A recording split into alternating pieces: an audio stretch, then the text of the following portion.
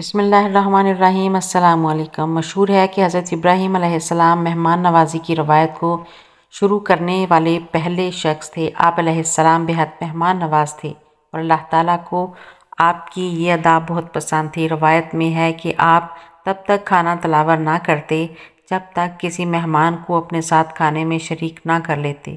چنانچہ ایک مرتبہ ایسا ہوا کہ آپ کسی انسان کو تلاش کرنے کے لیے گھر سے نکلے تاکہ اسے مہمان بنا سکیں۔ آپ علیہ السلام نے بہت تلاش کیا مگر کوئی بھی مہمان بننے کو تیار نہ ہوا۔ تھک ہار کے واپس پلٹے تو دیکھا کہ ایک اجنبی گھر میں کھڑا ہے۔ آپ نے پوچھا کہ تم کون ہو؟ اجنبی نے کہا کہ میں ملک الموت ہوں اور مجھے رب العالمین نے ایک بندہ کی طرف بھیجا ہے تاکہ اسے خوشخبری سناؤں کہ اللہ تعالیٰ نے اسے اپنا خلیل بنا لیا ہے۔ آپ نے پوچھا کہ وہ کون خوش نصیب ہے؟ اگر مجھے پتہ چل جائے تو میں تادم آخر اس کا ہمسایہ بنا رہوں۔ ملک الموت نے کہا کہ وہ خوش قسمت تو آپ ہی ہیں، اور یہ اس وجہ سے ہے کہ بلا امتیاز و تفریق آپ کی عطاؤں کے دروازے لوگوں کے لیے کھلے ہیں۔ اللہ تعالیٰ کو آپ کی یہ ادا بہت پسند تھی کہ آپ اس کی مخلوق پر بے حد رحم دل تھے۔ آپ علیہ السلام کا شمار 5 اولو العزم انبیاء میں ہوتا ہے۔ اللہ پاک نے قرآن پاک میں 35 مقامات پر حضرت ابراہیم علیہ السلام کا ذکر خیر فرمایا۔ آپ علیہ السلام نے 33 برس کی عمر میں حضرت سارہ سلام اللہ علیہا سے نکاح کیا اور ایران مصر کی طرف ہجرت کرنے کے بعد فلسطین اور انڈیا کے درمیانی علاقے صبا میں سکونت اختیار کی۔ وہاں آپ نے ایک کنواں کھودا اور مسجد بنائی۔ لوگوں کے بے جا ستانے اور اذیتیں پہنچانے کی وجہ سے آپ نے وہاں سے بھی ہجرت فرمائی اور رملہ اور ایلیا کے درمیانی علاقے میں سکونت اختیار کی۔ وہاں بھی آپ نے ایک کنواں کھودا۔ کتب تواریخ میں آپ کے بے شمار فضائل بیان ہوئے ہیں۔ آپ سب سے پہلے تھے جنہوں نے ختنہ کیا، مہمان نوازی کی روایت قائم کی، ثرید بنایا، باقاعدہ شلوار پہنی، اور آپ ہی پہلے شخص ہیں جس نے بڑھاپا دیکھا۔ آپ علیہ السلام نے حضرت سارہ سلام اللہ علیہا کی وفات کے بعد 2 عرب عورتوں سے نکاح کیا۔ ایک کا نام قاطورہ تھا اور اس سے آپ کے 6 لڑکے پیدا ہوئے، اور دوسری کا نام ماجور تھا اور اس کے بطن سے 5 لڑکے پیدا ہوئے۔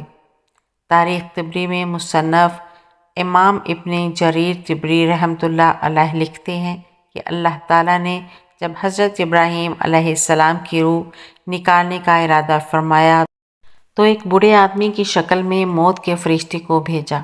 صدی سے مروی ہے کہ ایک روز آپ لوگوں میں کھانا تقسیم فرما رہے تھے کہ ایک بوڑھا چلتا ہوا آیا۔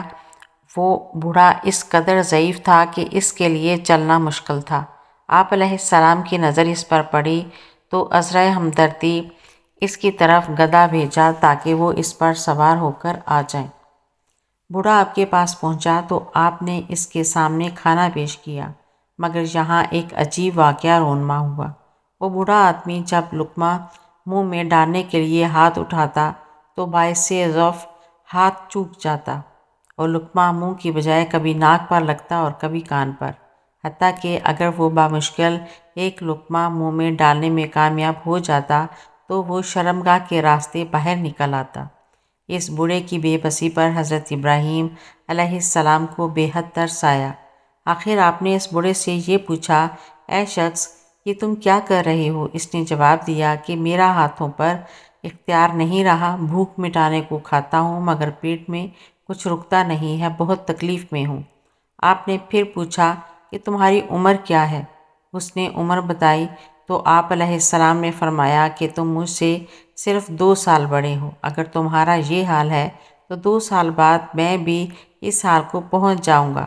آپ علیہ السلام نے اسی وقت دعا فرمائی کہ اے اللہ، اس حالت کے آنے سے پہلے مجھے موت دے دے۔ چنانچہ وہ اچانک اٹھ کھڑا ہوا جو کہ در حقیقت موت کا فرشتہ تھا، اور اس نے حضرت ابراہیم علیہ السلام کی روح قبض کر لی۔ اس وقت آپ علیہ السلام کی عمر مبارک 2 سال تھی اور ایک دوسرے قول کے مطابق 175 سال تھی اور ایک تیسرے قول کے مطابق 190 سال تھی۔ مذکور ہے کہ حضرت داؤد علیہ السلام اور حضرت سلیمان علیہ السلام کی طرح حضرت ابراہیم علیہ السلام کو بھی موت اچانک آئی۔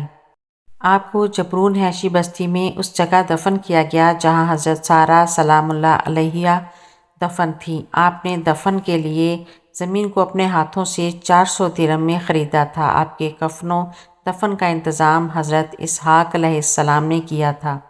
میری ایسی اور ویڈیو دیکھنے کے لیے چینل کو سبسکرائب کریں، ویڈیو کو لائک اور شیئر کریں۔ اللہ حافظ۔